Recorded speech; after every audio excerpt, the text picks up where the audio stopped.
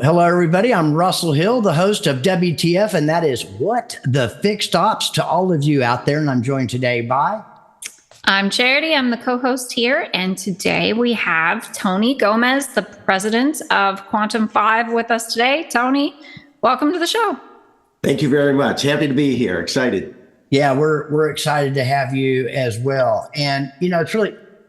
So we know a lot of the same people. Obviously, and I know a lot about your company, and you'd be surprised how much we know about you now because of the painstaking behind the scenes that Charity and Patrick do to find out. And we never get through all the questions, but we also, there's a lot of people that don't know who you are. And so we're going to introduce you to the side that doesn't know you so we can I don't even know. We want people to know who Tony Gomez is. I mean, the president of Quantum5. That's a pretty big responsibility. And I know a lot about Quantum5 and Dave O'Brien and stuff like that. So we're really excited. What I'd like to ask you is share a little bit about who you are. How did you get here today? Well, we know how you got here today on the podcast, but to Quantum5, where did your career start? Just take us through a little journey, if you don't mind. Yes, well, I actually spent the first 8 years of my life, adult life in the United States Marine Corps, and thought I'd do that forever, Russell. But, things changed. And quite honestly, my brothers were all back home in Dayton, Ohio, running car dealerships, buying cars and houses and boats. And me and my wife had 2 kids. We were living on top ramen and Kool-Aid. And I thought, there's got to be another way. You know what I mean? So I actually, after 8 years, I was honorably discharged. I went home, and I actually had plans to become a police officer with the Columbus Police Department. And I had a February appointment to the academy, got home, discharged, got home in September, and I needed to fill 6 months. And I made that crucial mistake, Russell. I reached out to one of my brothers and I said, I need a job for 6 months. And they said, I said, just let me wash some cars or something. And they let me, they let me go to work for me. And my brother wouldn't let me wash cars. He says, you're going to sell cars. And I thought to myself, honestly, oh God, I don't want to sell cars. I wouldn't be any good at that whatsoever. And so he talked me into it. I think that, coming from the Marine Corps where, I was taking home $750 a month in 1982. I mean, I was kind of, I think my first month they tried, Russell, to give me a check for $3,000. I went upstairs, started arguing with the office manager because Marines are all about integrity, and exactly. I thought this can't be right. I didn't run, I didn't lift anything, I didn't sweat. It just something's wrong, and of course, after he took about a half hour assuring me that it was correct, and then threw me out of his office. Needless to say, I never made the police academy appointment in February again. I never looked back. I loved the business. I thought, boy, what a great opportunity that nobody knows about. I didn't think at the time. Now, the car business wasn't foreign to me. My great grandfather, Walter Pritchard, was one of the first Ford dealers in America. In Iowa. So we have deep roots in the auto industry. And his son, my grandfather, Harry Pritchard, he was a great dealer and worked for Ford Motor Company, worked with Lee Iacocca in his early days when he was with Ford. And, wow. So we have a lot of rich history. And I grew up running around in car showrooms and dealerships, Stinger's Ford in Dayton, Ohio in the 70s. And so I went in, I served, I got out, I got into the car business, as I told you. And I was just ambitious, and I wanted to do whatever I could to, claw my way to the top, because I saw what a great industry and a great opportunity for people like myself. I did not have a college education. The truth is, if I would have been awarded a free ride, an academic scholarship, and I wouldn't have, Russell, but if I would have, you couldn't have paid me to go. It wasn't the world that I grew up in. Me and my brothers and everything, we had a job when we were 14 years old, and that's when it started for us. So we were just eager to get out of school to go to work. And so I went on to, I was a general manager within 24 months of being in the business. And then I partnered with a great partner in South Bend, Indiana, Mike Leap and Gurley Leap Group, and with a Honda store in Lansing, Michigan, and was a Honda dealer and managing partner for about 8 years before I went on to run one of Gurley Leap's platforms in Iowa for about 4 or 5 more years. And after that, I started to just get this bug that I wanted to do more. I wanted to touch a larger audience. You know, I loved what I did, and I loved helping people be successful. And I was a real advocate of an industry that had done great things for me and my family. And I wanted to give back, as corny as that sounds. And I thought, how can I do that? And I thought I need a larger stage. So I started to look into the automotive vendor side that serves automotive, some of the big companies.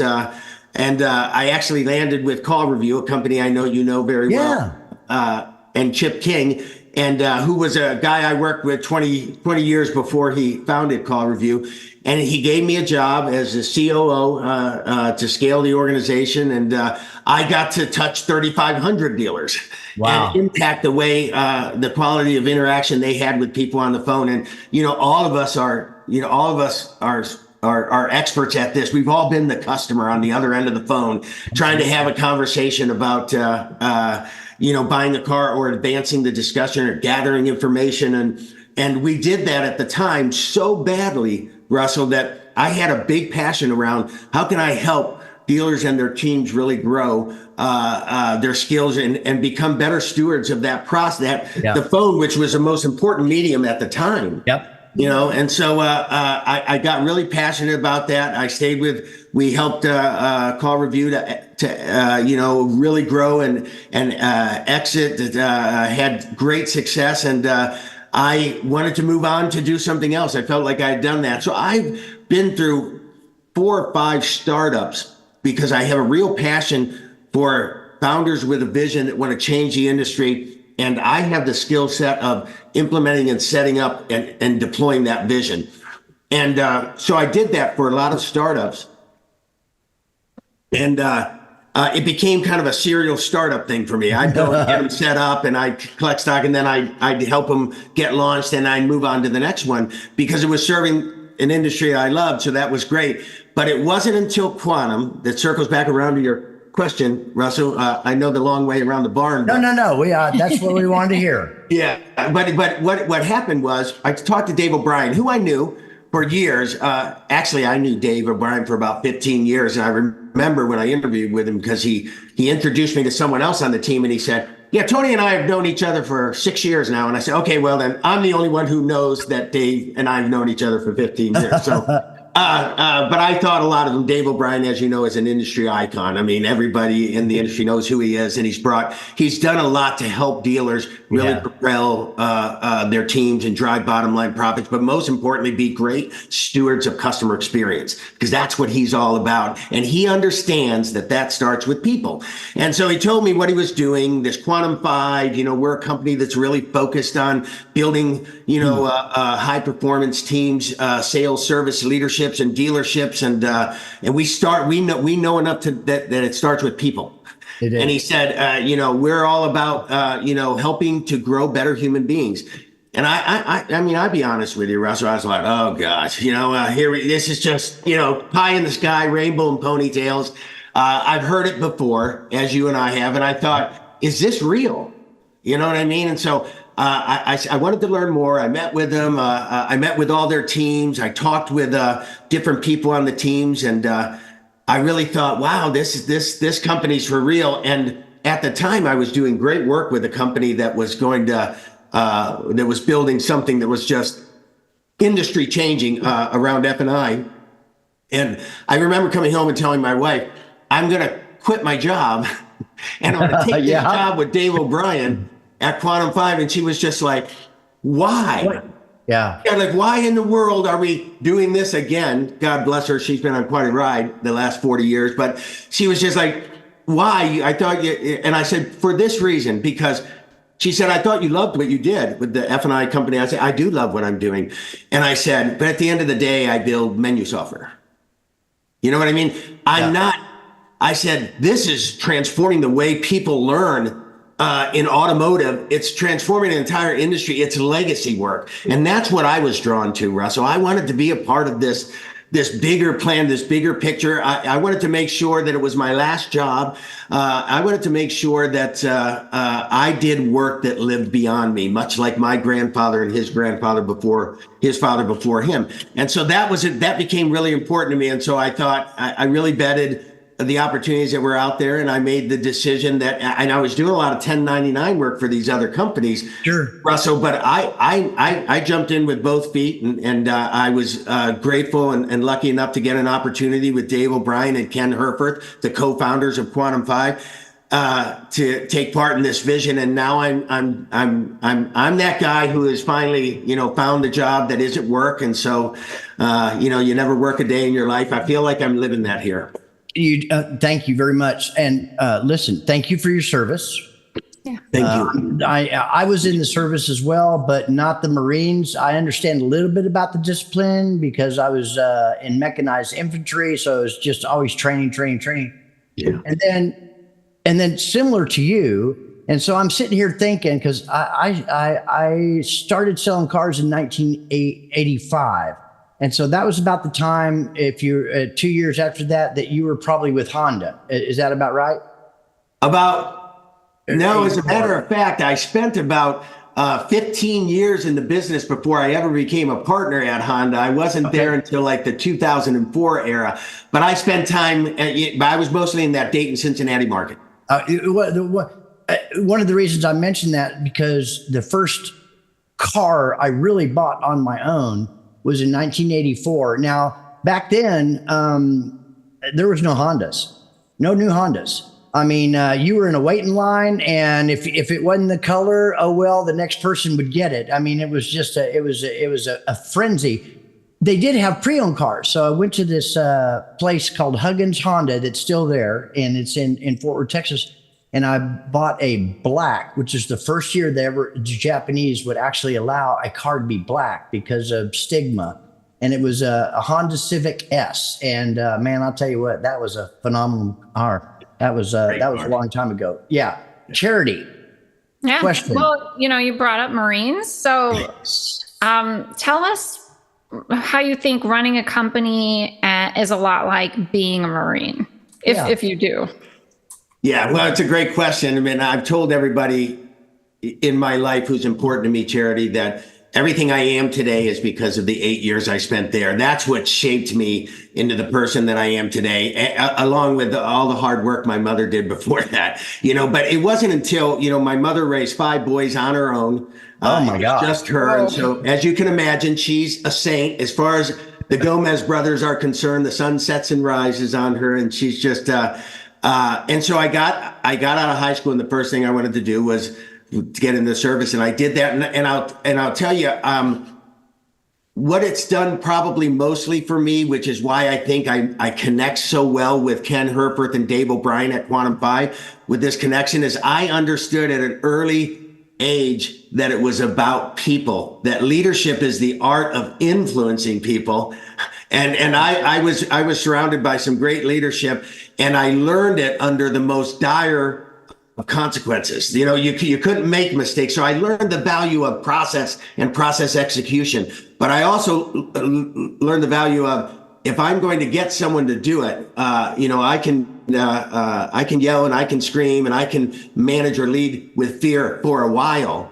Yep. It's not long-term and it's not sustainable. I have to win hearts and minds. I have to influence people. And I think people think, how do you do both? They're not sure what that looks like. And so I think the greatest, attribute I took away from that time in the Marine Corps was understanding the value of people, and that people come first.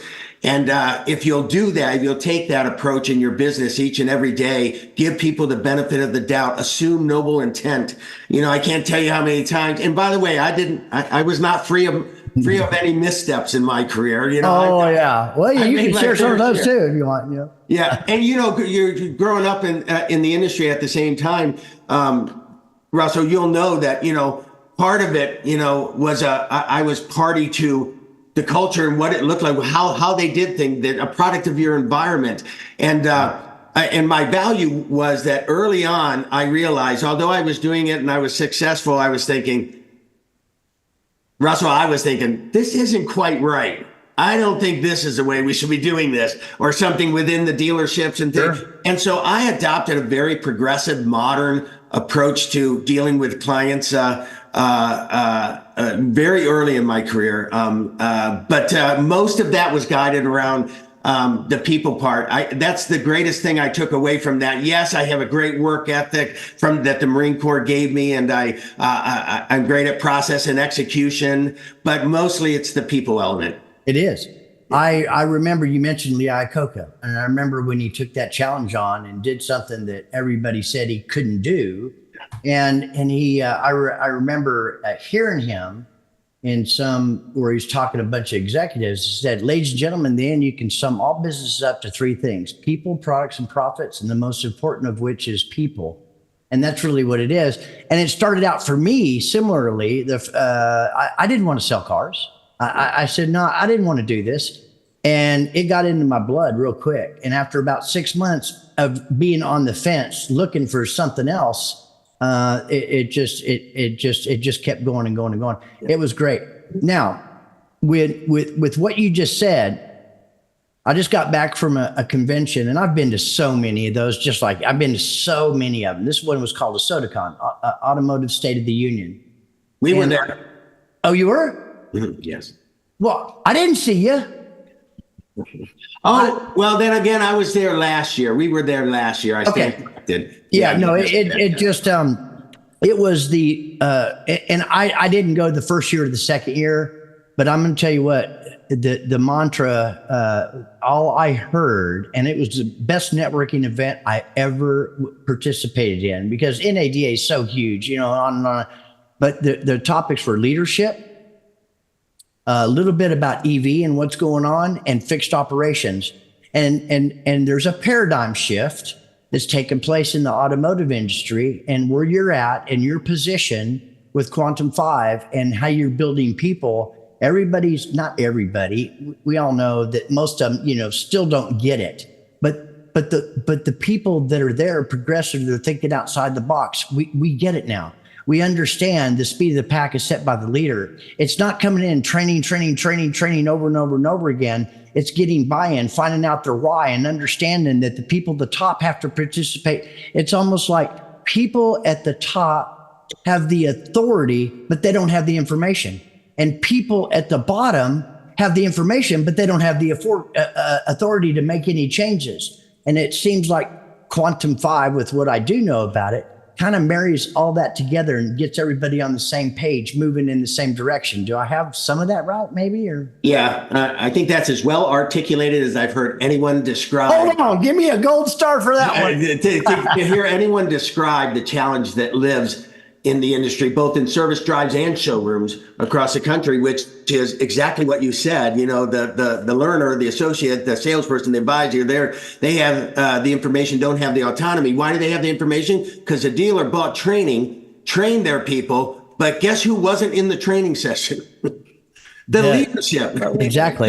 So whether it's on the showroom floor or in the service drive, whatever we teach people in the service drive or on the showroom floor, if leadership is not a part of that training, then everything gets undone in the driver at the desk. You know what I mean? It gets unwound because they don't know what we've taught them. So one of the things I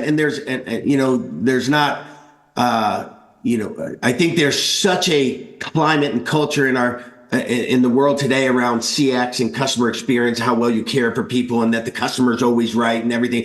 We kind of take the approach that one of the things that people value in us is our expertise. And so we're not coming to the table in those partnerships with our clients to conform. We're coming to help transform. And so we want to bring change to them. So they're paying for our subjectivity. They're paying for that expertise. And so we want to coach them on that. And one of the things we do that's critical, both in sales, service, and everything starts with a kickoff session with just the leadership team. Every training we do. Beautiful. But we have to your point, Russell, we got to get that buy-in early. We got to share with them what the consequences are of not supporting that. And then what we do one further is then we ask them to participate in the actual training with their people Oh no. Yeah. You gotta be there. You gotta see what we're sharing with them to do because, and he said, well, I understand. I know how to do it. I said, let's just assume for a minute that you do. Okay. Give you the benefit of the doubt that you know everything I'm going to train, even though you've never seen what I'm going to show you. But let's assume that for a minute. That's not what you being there is about. What you being there is about is your people saying, wow, Russell's here. He's in the training and he's nodding with affirmation every time and he's even chiming in, if he's great leadership, saying, now let me just chime in on what Tony said right there and why that's important based on my experience. That's why it's important. And that's powerful. You've hit the nail on the head. It's just, it all starts with leadership. Now, that said, it's not enough to just be the lead, but it's their influence and their affirmation that this is important to them and they're supporting it. Because we always said, until you embrace as a dealer today and a general manager, until you embrace a culture of learning, you're not going to, you're never going to grow. I mean, it's going to get worse. And as I like to say, stealing my line from Game of Thrones, winter is coming. I mean, it's honest and things are changing. And for those and our best clients and the ones that we are out seeking out, we welcome all. Bring us yours that are challenged and want to argue about this with us. I don't want to turn anyone away, but we find that the dealers that are really thriving out there in the marketplace today are those that have come to the recollection and knowledge that, okay, we got to change. We got to do things different. And we got to make it easier for a customer to buy a car, part, or service. Yeah, listen. Something I heard, and I mentioned the word training, and I was listening to some podcast the other day, and some guy was talking about, no, we don't train. We train dogs. We develop human beings in the automotive business. I thought that was really cool. It's still training, but I know a lot of trainers out there, and you do too, and you've seen them in the past. There's something hugely different with Quantum5 because not only do you get everybody from the top, and I'm sure there's some process you have to go through, and perhaps they're just looking for somebody that heard a lot about Quantum5. There's something that grabbed their attention, and they're going to come in and train, and the top leadership, owners, dealer principals, etc. They're going to go on about their day. No. Part of this whole thing working is buy-in from the top down, not from the bottom up, because I've seen a lot of trainers come in 3 or 4 days. The management team, mid-level, upper level, they're not involved. And then in 3 days, everybody's back to the same crap. I mean, it's not sustained. Tell me part of, and we got so many questions, but part of what you guys do is you have something that happens after the fact that's ongoing, because it's about repetition and it's about the why. It's about the culture of what, helping them find out who they are. I think it all boils down to the same thing that everybody on the planet wants. They want to know they count, they matter, they make a difference, and they're part of something outside of themselves, and that they actually feel that way. And is that what you guys do? Yeah, it's a great question, and it is what our secret sauce is, because a lot of people who I know from friends from the industry ask me, well, why Quantum5? Why not some of these big training companies across the country that we all know? Oh yeah, that have been around for decades, and I said all great companies that have contributed greatly to the industry, and the more the merrier, I say, in that space. But I said, the difference with us, that this is one of the things that I again was drawn to about Quantum5 is that they solved, when I looked at everything, Russell, they solved the universal issue that you and I grew up with in the industry, that training was not sustainable. Nope. I would bring in really high, value trainers, public figures you would know, and into my platform in Iowa, where I had 10 stores and 20 franchises, and we had 500 employees, and I would bring them in to train. And I'll tell you what, we paid up for some of the best training, and we got some of the best training. And I saw results. That's the God's honest truth for a while. Yep. For a while. And then you know how I solved that problem, Russell, is I just went out the next quarter and wrote the check again. Yeah. And brought them back, right, Charity? I brought them back and had them do it all over again. But but it just, you thought to yourself all the time, there's got to be a better way, but there wasn't a better way back then. So this was what I did. And when I saw Quantum5, what they had done is they had figured out, because I understand the training, and then, we, like you said, we don't train dogs. We do development of people and this and that. I get it. I shy away from, over glamorizing what we do. Is training an element of what we do? Absolutely. But training is an event. It's not a it happens one time. You go out, you train. Learning is sustainable. It's an evolutionary process if you have the means to deploy that. And so that's what Quantum5 did. So when we train a team of people and bring someone on, we train on all the core curriculum to Quantum5, and we can even bring in their core curriculum if they have a core curriculum. We train on that. But then what we do is we tether modern curriculum. That's all about, and by the way, our training curriculum that Dave O'Brien is the author and founder of and drives into that. It is the best training curriculum in the country today. And that's from a guy that's been in the industry 40 plus years. It is because it's advocacy based sales. So it's all about teaching people how to take a sales advocate approach to selling. And the funny thing about that, Charity, Russell will tell you that back in the 80s, when we were in showrooms, if somebody called us a sales advocate, we were going out on the back 40 and having it out, because they might as well have called you a no good son of a gun. You know what I mean? Yeah. That was an insult. And it's just weird how time has changed, where now, actually what we teach people to do is meet the customer where they're at in the selling process and advocate for them to buy a car or a part or a service. Help them through the path, not sell them a car, a part, or service. So much of our training in the past is, anchored in control, which, by the way, is an illusion. I think we've all absolutely that you're not controlling it. You might control an event once, but again, none of us successful dealers out there, the men and women that represent this industry that are really good at what they do, they know it's not a transactional industry. It's about loyalty, creating lifetime customer loyalty. That's where those people have stood the test of time and survived global financial crises and pandemics and everything, because they're really solid at the core.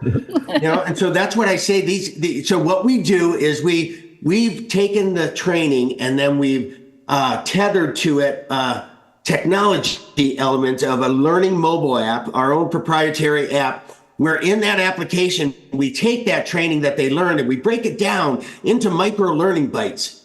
We create nonlinear journeys where you, Russell, you, Charity, could go through a learning exercise, and it isn't just yes or no, or how. It's asking how you'd handle something. And if you give the wrong answer, we don't necessarily tell you you're wrong right there. We say, hey, let's let Charity run with that. We call that a nonlinear journey. So we let you go down that path, taking that fork in the road you probably shouldn't have taken, and we let it play out and let them actually experience what it's like when I made a mistake and how do I recover.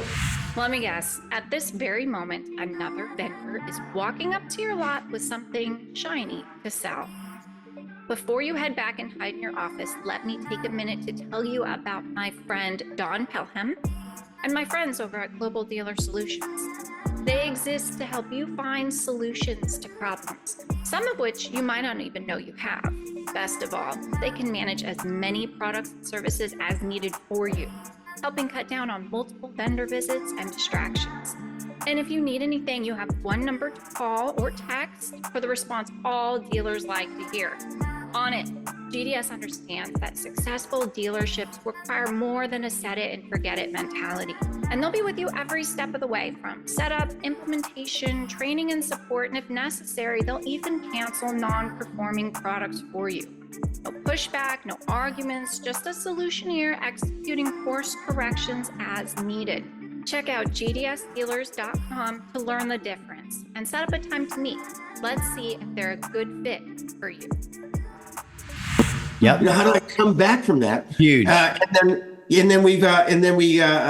they make the right answer, we take those journeys, and then we break them down into smaller micro learning bites. We call them internally in our company appetizers or snackables.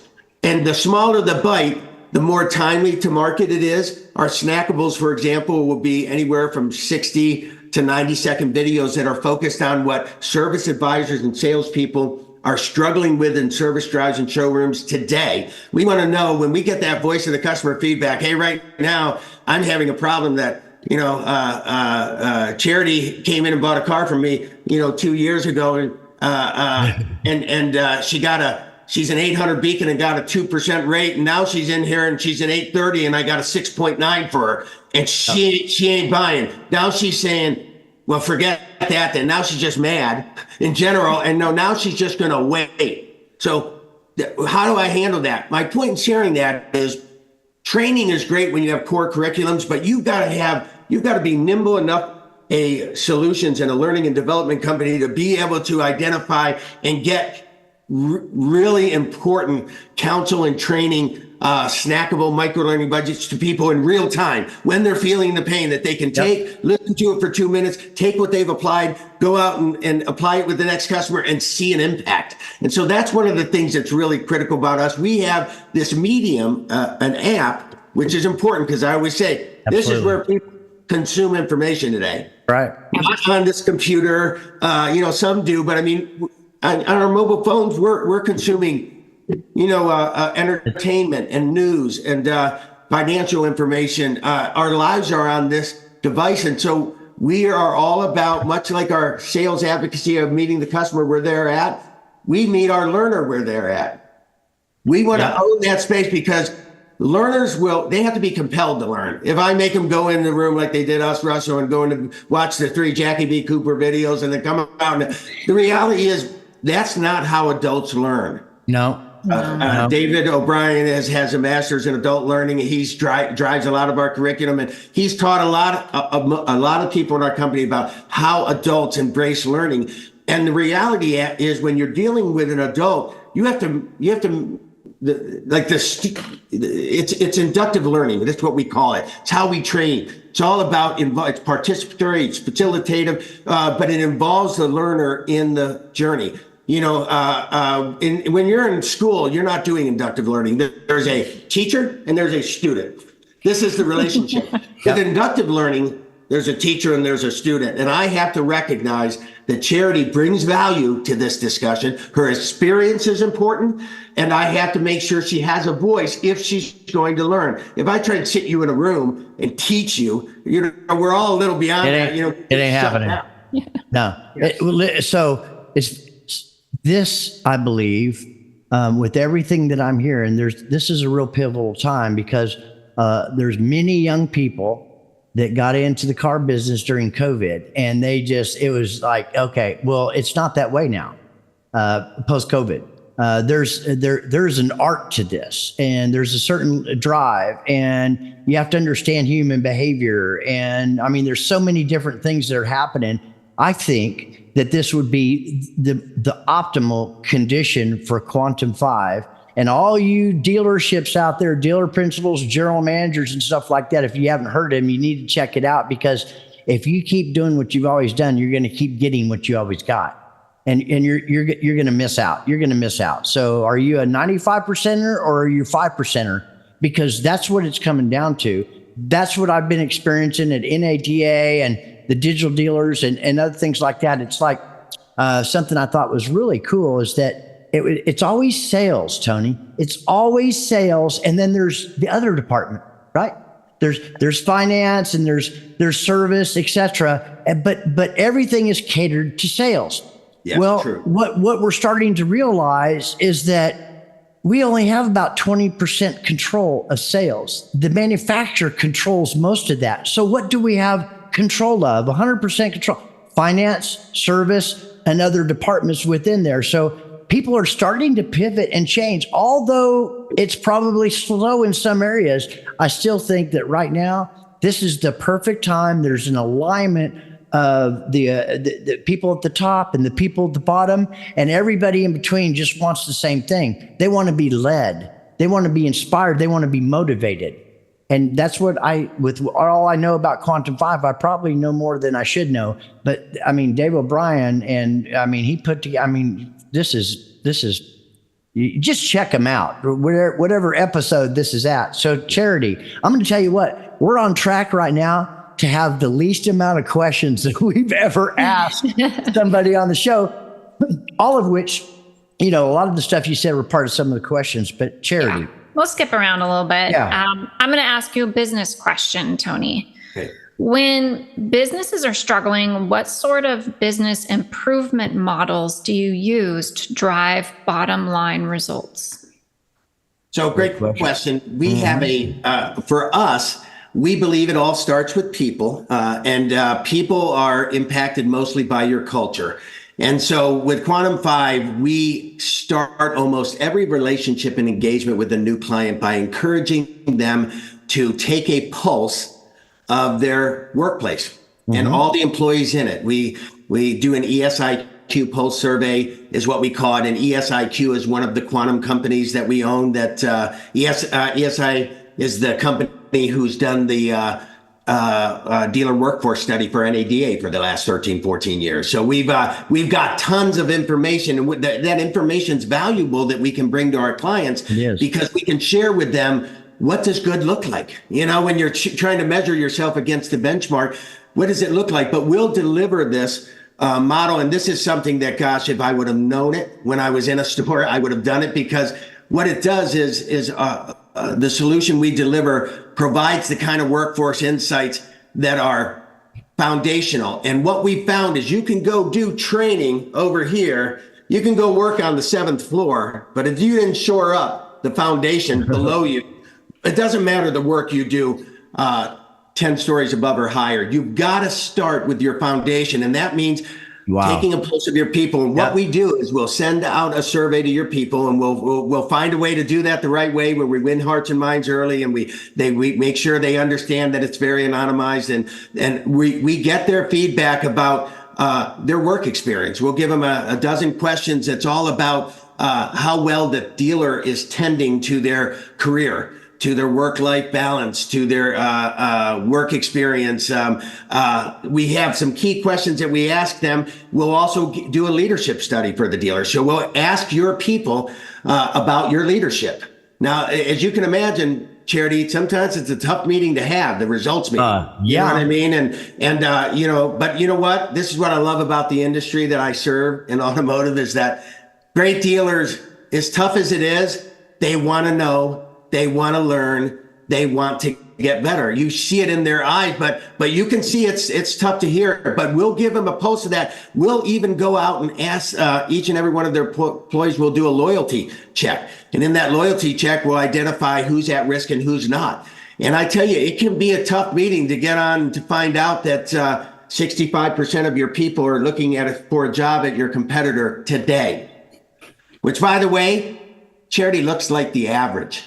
So what we do is we do work. We provide the dealer early on with the workforce insights. And it's not just what we learn about from them. We'll also take information from the data workforce study from NADA. We'll take third-party studies out there. All of those are considered insights that help inform a path forward to improvement. And so we'll take all that, because we're so rich and deep in data, that we can help provide a really clear path for our clients to help to get better. But we always say it starts there. We help to build that infrastructure, shore it up, get everybody in a good, positive headspace, and then we'll launch training. Good. I mean, the headspace. So that made me think of something that I heard recently, and most people know this. So in the 80s, the average salesperson sold 10 cars.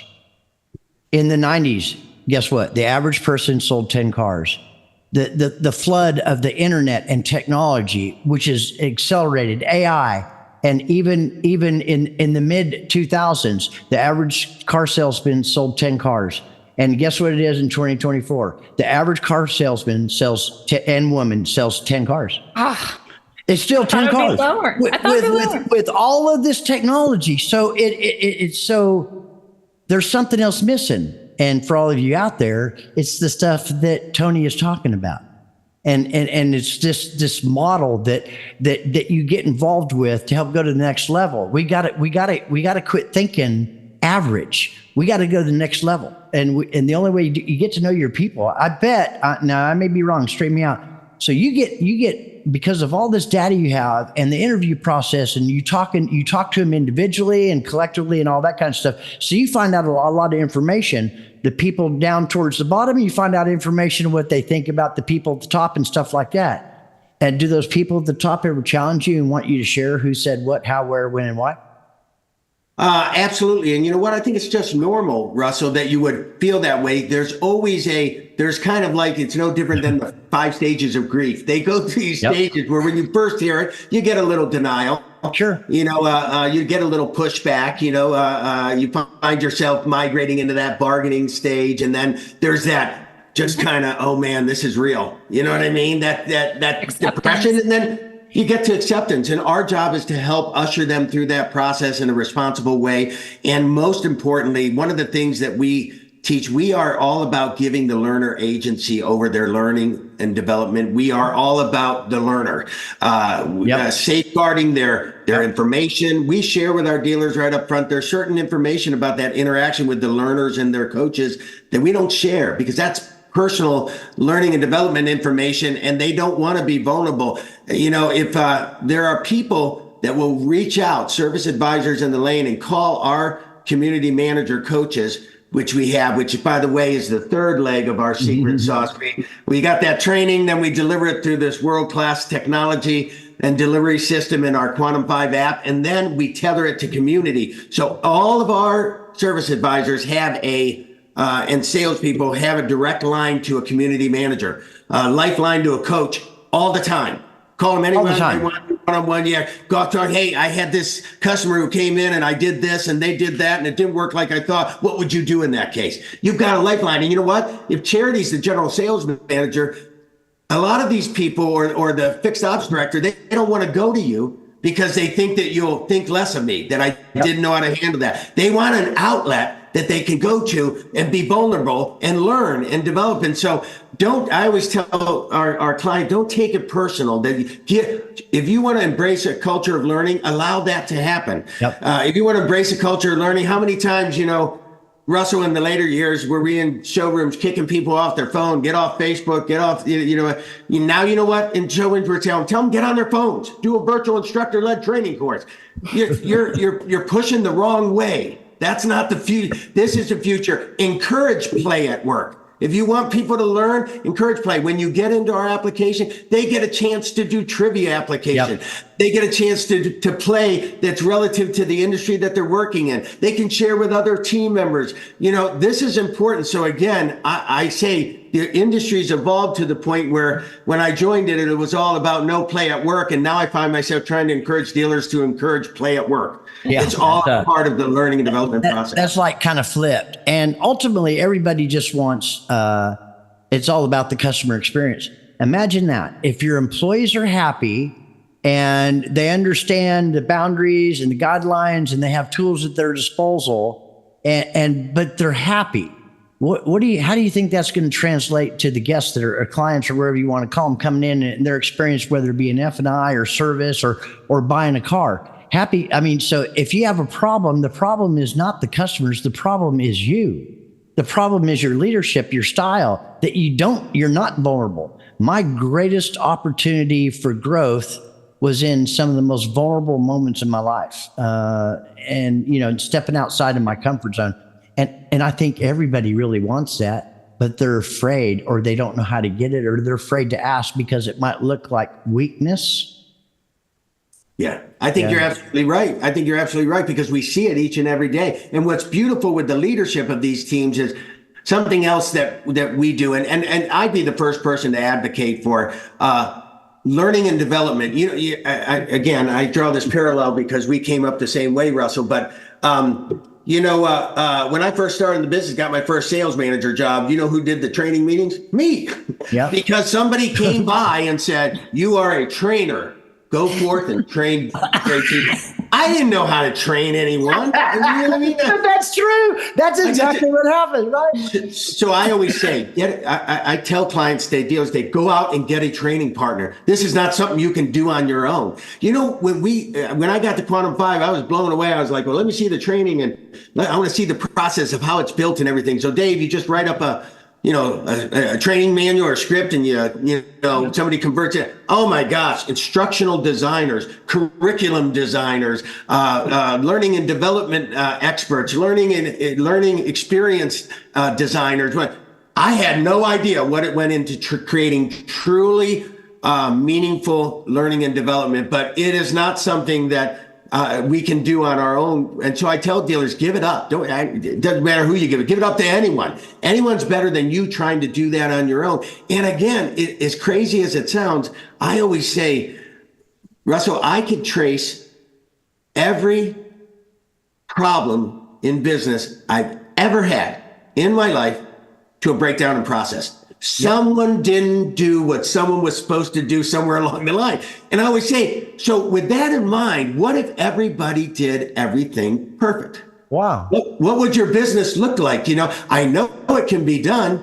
I see it. I'm blown away all the time about having worked in dealerships, and I'm allowed to say this because I was one of them, working in dealerships and trying to get my sales team to execute against a set of processes, or the service advisors to do the active delivery process the way I wanted. And I could never get everybody rowing in the same direction. Yet I could walk into Burger King, and boy, that place ran like a fine-tooth comb. Everybody knew exactly what they were doing. Boy, how is that? Yeah. How about Chick-fil-A? Oh my God. Yeah. Man, that is, the experience is off the charts. It's like. And do you think Chick-fil-A cares about their people? The fast food restaurant that's closed on Sunday. You think they care about their people? Yeah. They figured it out. It's people first, to the extent that people trump the almighty dollar with them. And as a result of that, their almighty dollar stretched pretty far. Because I know, or I believe I know, because I keep my pulse on things of what you're talking about. And I would say to those that are listening out there, you need to check Quantum5 out. If you keep doing the same thing and getting the same results, and it's not the results you're looking for, you've heard some real out of the box thinking stuff, because that's what you got to get out of the box. The Jackie Cooper, the Joe Verdes. Road to the Sale, all that kind of stuff. But I'm telling you, I hear the same stuff today, Tony, that I did back in 1985. Okay, we're the definition is saying keep doing the same thing, expecting different results. Keep plugging in the same people, and you not being involved, and you think you're doing this for the health of your dealership. You're not. So you need to just get outside of the box. That's what you're gonna have to do today if you want to have a different tomorrow, right? Yeah, I read a study. You'll find this interesting. That the world's knowledge in 1946, the world's knowledge was doubling at a rate of every 27 years. So essentially between 1946 and 27 years later, the world's knowledge was twice what it was in 1946. Today, the survey said the world's knowledge is doubling at a rate of every 11 months. Yeah, it's every year. Now, let's take a minute and imagine, Russell, why people are selling 10 cars today in 2020s when they sold 10 cars in the 1980s, because you and I both know that a lot of the sales and service processes we were exercising 40 years ago are still in place today. Now, in what world would you ever think that a process in today's world where the world's knowledge is doubling at a rate of every 11 months that you're going to be able to marry yourself to a process that was effective 40 years ago? Tony, they're looking, everybody's, and I get it, they're looking for quick fixes, but there's not. It's not. With all this technology, as fast as things are moving and people are still getting the same 10 cars, they're thinking that this technology is going to help them go to the next level. It can assist, that's it. But they're wanting it to do things so they don't have to make things easier. Well, that's not going to happen. Technology to accelerate momentum that you're instituting is one thing. Yes, it can help you go to the next level. But just to get technology for the sake of getting technology and think it's going to make a difference and you're going to double or triple, you're not. You're right. Well, Yeah, it's got us to, I think you said that well, and technology can help, to accelerate, create efficiencies in the workforce, support the process, but it doesn't remove the human element. It really doesn't. So damn it, Tony, and you can edit that out, Patrick. This has just flown by. Charity. Okay, so I'll ask you a more personal question now. What are some? I didn't sign off on that. Well, we can edit it if you don't like it. No, go ahead. What are some of your weaknesses as a leader, and how have you overcome them?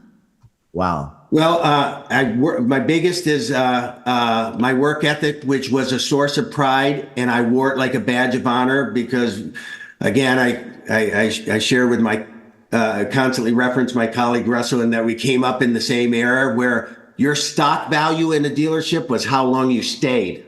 That's right. Yeah. How many hours you logged. And as my family will tell you, and as I look back on my life, I wish that I was a better steward of that whole process.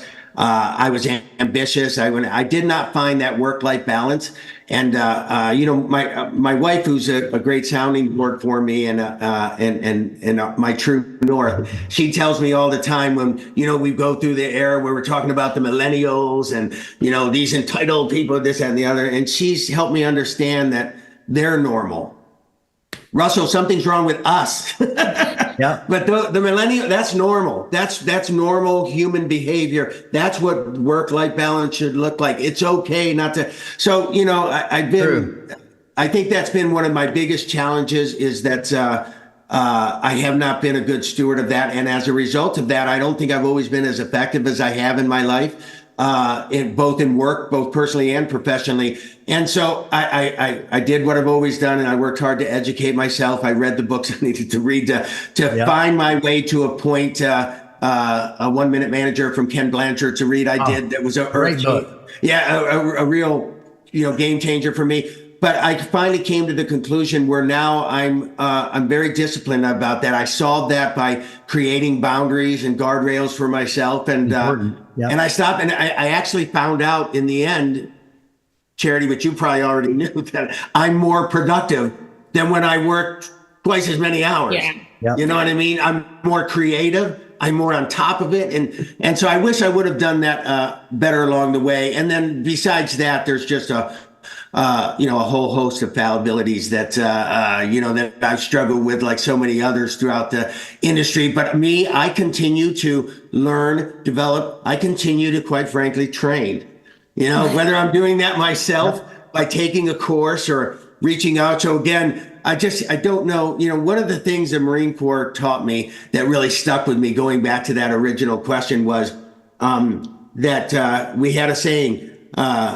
There's no such thing as somebody who can't do something. There's just the trained and the untrained. That's it. Yeah. Anybody can be trained and learn and be developed to be successful in a role, but you got to put in the work. And our industry, we haven't put in a lot of the work. And, Russell, you said it best when you talked about the fact that you're right. Quantum5 and others in the space, we are all very well positioned. It's fortuitous timing because what I'm hearing from our dealer clients is especially on the showroom side of the business, is that people have, there was a whole era of salespeople because of the high turnover we see in sales and service. There was a whole era of salespeople that turned over, and service advisors that turned over during the pandemic. So we have these pandemic-born advisors and salespeople. And as you know, on the showroom side, they don't know how to. They aren't well skilled or versed or practiced in the art of selling because there was no selling. Nope. There was just, it was back in the Honda days. That's you right. get in line, you say please and thank you, and maybe I'll give you a car. Yeah, I know. And then you had to be thankful for it. So you're right. It's a very different world, and the industry needs that refocused attention on the core fundamentals more than ever before. We've got to figure out how how to temper that turnover piece. And how it happens is the first thing we got to do is get people connected to their people again. That's what we do. We reconnect dealers to their teams and help them reconnect their teams to their customers. I think this is a pivotal time for everybody listening because of the opportunities that are out there to really go to the next level and not just get the 10 and the status quo. And I've said this not recently, but an opportunity is not an opportunity when everybody thinks it's an opportunity. They've already missed the opportunity. So you can wait and be 3 or 4 or 5 years down the road. And then all of a sudden if that's what it takes, that's what it takes. I get it. I get it. But think about what I just said. Here is an opportunity, a new way of doing things to go to the next level and not get the same results that we've always gotten decade after decade after decade, because you're going to lose if you do that. I really believe that. And I'm with you. So here, I got a question. What makes a vendor business successful? Well, people, as always, the quality of the people within there. There is a whole host of, business dynamics.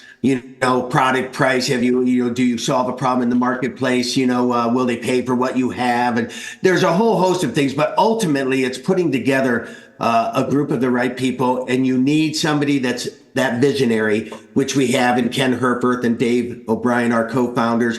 You need somebody who has the vision, who wants to, do something meaningful and change the industry, or really support it. The work and the outcome has to be bigger than the business themselves. Yeah. And that's that. When I think of our co-founders, that's what I think. These guys truly have a love and a passion for the industry that they want to see change. And so that's what makes a business. The other thing is you've got to be a partner with your dealers. It can't be a vendor relationship. It's got to be a partner relationship.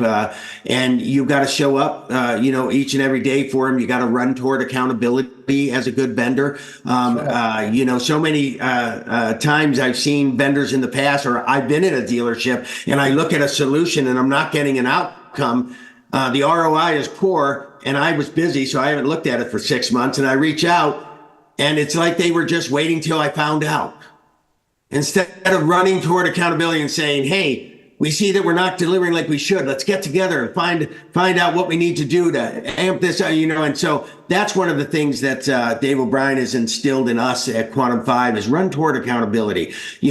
Tell them right up front when we bring on a new dealer, let's talk about how you're going to hold me accountable to the job. I mean, you have to do that. Yeah, I mean, you really have to do that. So if you got 5 vendors and you have a great month, okay, all 5 vendors come out of the woodwork, claiming credit and want to be praised for all this stuff that they all claim credit for the same stuff that's going on. But when you don't have a good month, where are they? You don't hear from them. It's crickets. That's when you need to say, hey, let's see what happened, what was different. Let's adapt. Yes, Russell. Let's do what we got to do. That's what we got to do. Gosh, dog it. Well said. Well said. Do you have time for one more question, Tony? I certainly do. Yes. Okay. We'll do one more. Yeah. So I'm going to sort of mix 2 questions together. What sort of content do you consume to make you better in your career? And is there content that you've read or watched that you think we should read and watch? Yes. Well, it's a great question. When you say we should read and watch from an industry standpoint, on the vendor side, I have focused a lot of my learning and development on how to become a better partner and steward within the business that serves the automotive industry. And so for me, I consume a lot of business oriented books that are all very people focused. And it's all about the things that I'm not familiar with today. I'm trying to get leveled up, so to speak, with the biggest multi-generational workforce that we've ever had right now. As many as 7 generations in the workforce. And why is training so important? You cannot treat,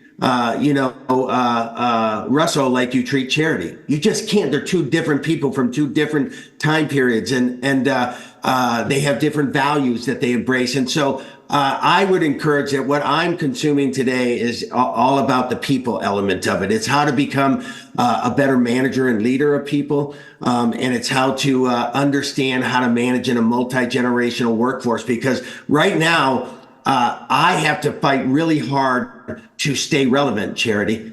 And all dealers, I mean, you look at the average age of the dealer body, according to NADA, I think the last time I looked at it was 62 years old. You know, the reality is the future are the millennials, Gen Ys, Gen Zs. You know, the baby boomers and the Gen Xers are starting to transition. I think we see it on a national stage with our country. I think we see it on a business stage. It's time to pass the baton. You know what I mean? But what we don't want to do is pass the baton to somebody who's ill-equipped.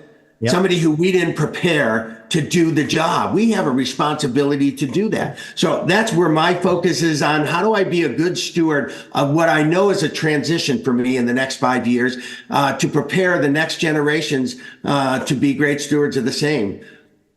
That's freaking great. I want to. Yeah. Charity, was that your vice president of ops? Yeah, this is my VP. He's been a part. Actually, he was a part of the show before he was even born, and because of COVID, he was. He's just, hey, Nico. Sometimes I get away with a nap. Sometimes I don't. Is there something? I mean, you covered a lot of great stuff. I mean, just went like that. Are there any questions we didn't ask, but you wish we did? Yeah.